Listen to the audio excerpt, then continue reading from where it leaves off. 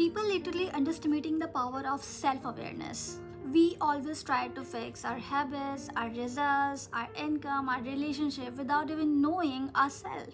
And that's called the self awareness. Hi everyone, before that, let me introduce myself. I'm Rose Gupta, and today's video is all about self awareness. So in this video I'm going to talk about what is self-awareness, why it is so powerful, and what's the difference between self-awareness and self-consciousness, and how I applied this in my own life. Before I explain it, let me tell you one thing. Most of my life, I had zero idea about self-awareness. I didn't even know what that word is. I was just confused, emotional, scared, and always reacting to life. So what is self-awareness? Self-awareness simply means being able to notice what's happening inside you without judging it. Whether it's your thoughts, fear, emotions, triggers, weakness, anything. If you can notice what's happening inside you, you are aware of yourself. Earlier, I used to live in autopilot mode. If something bad to me, I just blame to God. If someone hurt me, I just blame to that person. If I failed, I just blame to that situation or my past. So it was very easy for me to blame everyone. But one thing I always ask is, why this thing happening with me? What this life is trying to teach me? So that's called self-awareness. When you are not self-aware, then life controls you, and when you are self-aware, then you understand the life and you controlling your own life. You might have heard this line, only 50% of the people are self-aware, and I believe that. It's not because you are not capable, it's because it's so uncomfortable. It's forced you to see your emotional wounds, attachment, your fears, whatever the mistakes you did in your past. No one wants to look there. I didn't want to either. So that's the self-awareness. You might be thinking, if this is the self-awareness, then what is self-consciousness? There's huge difference between self-awareness and self-consciousness. Self-consciousness is when you think too much about others rather than you.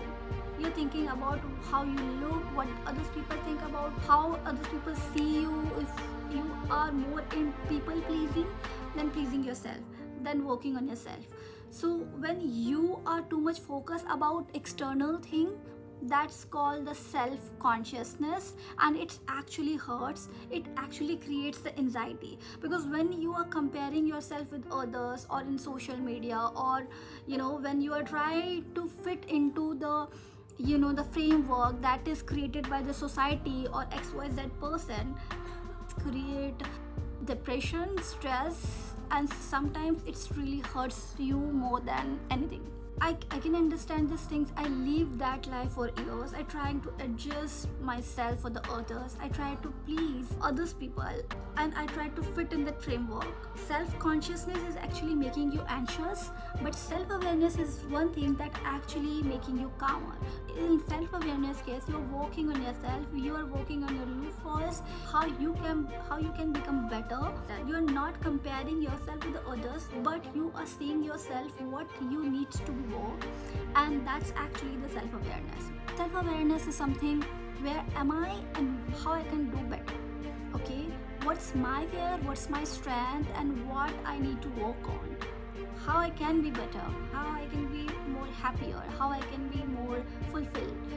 So you start working on yourself. But so in self-conscious mode, how am I looking in front of the others people, how my social media presence, what the people are thinking about me, what the relative, friends, or colleagues thinking about me.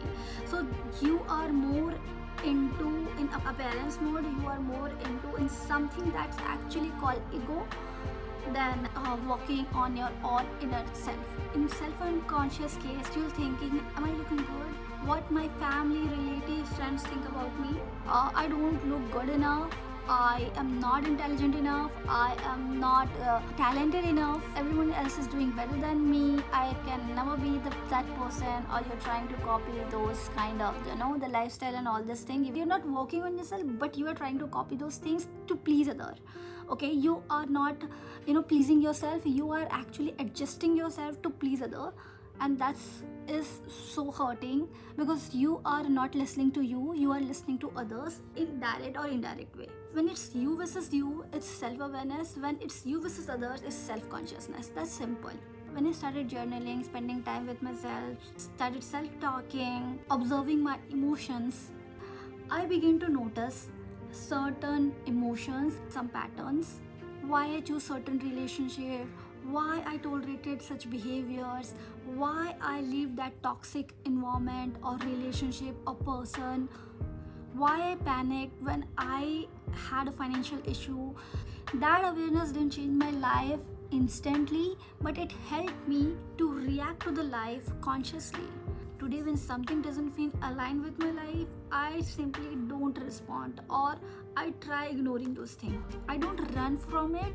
I ask what this is trying to teach me. What what part of me needs an attention. It gives you deeper connection with yourself. You trust yourself more, you doubt yourself less, you stop seeking constant validation from others, and you start living consciously, not compulsively. If you are in a phase of confusion, emotional damage, or lost or stuck, then you might just be at the beginning of self-awareness. And trust me guys, it's not a bad place. It's a place where real life changes.